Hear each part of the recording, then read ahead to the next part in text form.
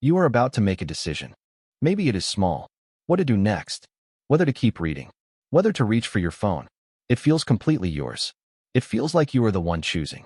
Like something inside you considered the options and selected one freely. But what if that feeling is wrong? What if the decision was already made before you became aware of it? What if the experience of choosing is something your brain adds afterward to explain something that already happened? This is not a philosophical thought experiment. There is neuroscience behind it.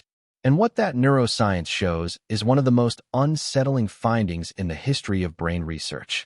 In 1983, neuroscientist Benjamin Libet at the University of California, San Francisco, ran an experiment that has been disturbing people ever since. He asked subjects to flex their wrist whenever they felt like it while watching a clock. He measured two things simultaneously: the electrical activity in the brain as the movement was being prepared, which is called the readiness potential, and the moment the subject reported becoming consciously aware of their intention to move. What he found should have been impossible if free will works the way most people assume it does. The brain began preparing the movement approximately half a second before the subject became consciously aware of intending to move. The decision was already underway in the brain before the person knew they had made it. Half a second does not sound like much, but it is everything, because it means that the conscious experience of deciding may not be the cause of the action. It may be a signal that arrives after the process has already begun. You feel like you are choosing, but the choosing may already be done. Neuroscientist John Dylan Haynes at the Charité University in Berlin took this further in 2008. Using functional MRI rather than scalp electrodes, he was able to detect which hand a subject was going to use to press a button up to 10 seconds before the subject consciously decided. 10 seconds is not a rounding error. 10 seconds before you consciously choose, your brain has already encoded the outcome. So what is actually happening when you feel yourself making a decision? One possibility is that the conscious experience of choosing is what philosophers call an epiphenomenon, something that happens alongside the real process but does not cause it, like the shadow of a moving object. The shadow does not move the object. It just follows the movement.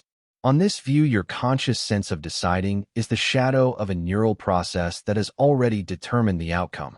You experience it as choosing, but the choosing was done by mechanisms that operate below your awareness entirely.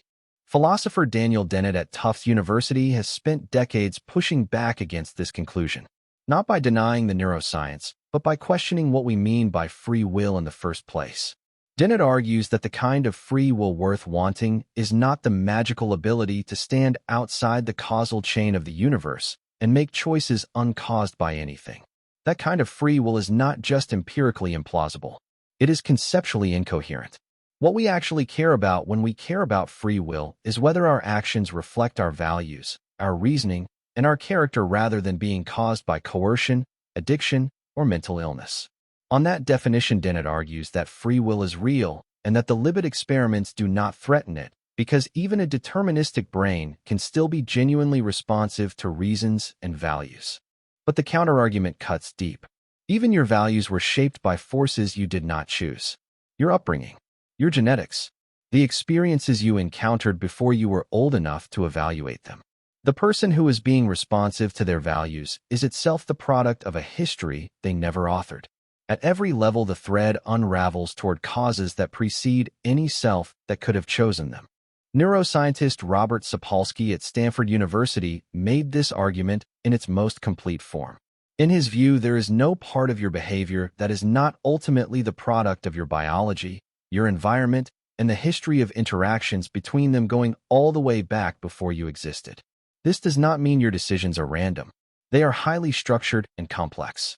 But they are not free in the sense of being caused by some agent that stands outside the physical causal chain. There is no homunculus sitting inside your brain making choices that are not themselves the product of prior causes. And yet something in this conclusion feels wrong. It feels wrong because from the inside, the experience of deliberating, weighing options, and choosing feels genuinely real. It feels like it matters. And there is an argument to be made that it does matter even if it is not free in the deepest philosophical sense. Because the deliberation itself is part of the causal chain. Your thinking about the decision is one of the causes of the outcome. The fact that your thinking was itself caused by prior events does not make the thinking causally irrelevant. What you call the self making a decision may not be a ghost standing outside the machine. It may be what the machine looks like from the inside when it is working at full complexity. The question of whether free will is an illusion may be the wrong question. The right question may be, what kind of thing are you actually when you are making a choice? And the answer is something genuinely strange. You are a physical system so complex that its own processing generates a first-person experience of deliberating and deciding. Whether that experience deserves to be called free is a question that may not have a clean answer. But the experience itself is real, and it is yours, whatever that means.